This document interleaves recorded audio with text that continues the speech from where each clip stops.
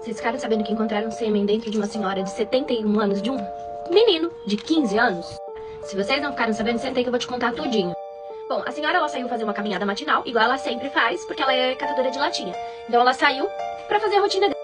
Nessa caminhada, às 7 horas da manhã, o menino também ia pra escola e eles se encontraram. Aí nos vídeos que foi divulgado que a polícia viu, aí no vídeo às vezes ela caminha na frente, às vezes eles vêm atrás, mas os dois vão seguindo até uma escola abandonada. Essa escola já era assim, digamos, mal falada aí, por ser ponto onde as pessoas iriam lá pra praticar esse tipo de relação e também usuários de droga. No depoimento dele, ele fala que ela convidou ele pra ir lá porque ela iria dar pra ele. Mas o delegado não acredita na versão dele e fala que ele mente muito. E ele ainda finaliza falando que parece ser um psicopata, que ele percebe as mentiras dele quando ele abre a boca pra falar.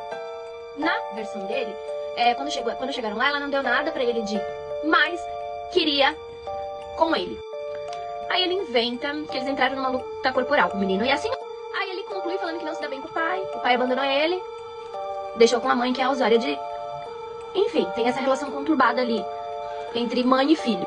Ele conta também que ele ficou órfão do pai 3 dias antes do aniversário dele e isso deixou ele com muita raiva. E ele tinha muita raiva da mãe por ela ser usuária de droga também.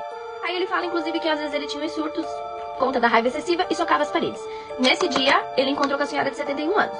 Aí ele fala que quando ela agarra ele dá soco na cara dela porque ela tá pegando ele à força ali pra furunfar com ele.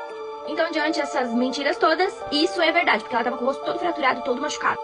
E daí, minha gente, ele socou ela até cancelar o CPF dela, até mandar ela dessa pra uma melhor. Aí ele fala que ele perdeu o controle na hora que ele tava batendo nela ali pra se defender.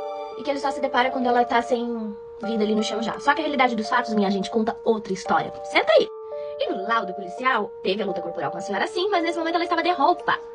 Isso comprova porque as roupas dela estavam sujas de sangue. Ou seja, pegaram a mentira. Aí ele tira a roupa dela depois e comete o ato, né?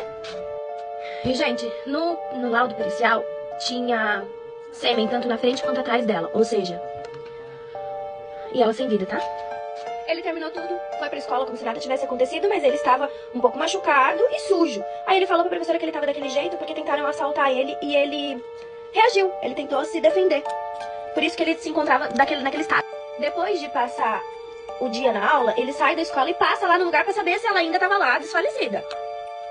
A família suspeita, né? A gente começa a desconfiar porque ela sumiu, ela não aparece mais. Eles começam a procurar e encontram o corpo dela e vê. Aí eles vão atrás, a polícia consegue essas imagens da câmera e vê tudo isso que eu falei pra vocês, né? Eles caminhando e tal até tentar descobrir o mistério. Ele tomou uma medida socioeducativa, né? Não ficou preso, mas ele ficou numa ala e, pasmem, 2 dias depois, o bafão todo, ele lá, cumprindo a medida dele, o que ele fez? Ele pegou uns panos e se enforcou também, cancelou o CPF dele. Não viu certo que o bicho ia pegar pro lado dele, gente? E desviveu também.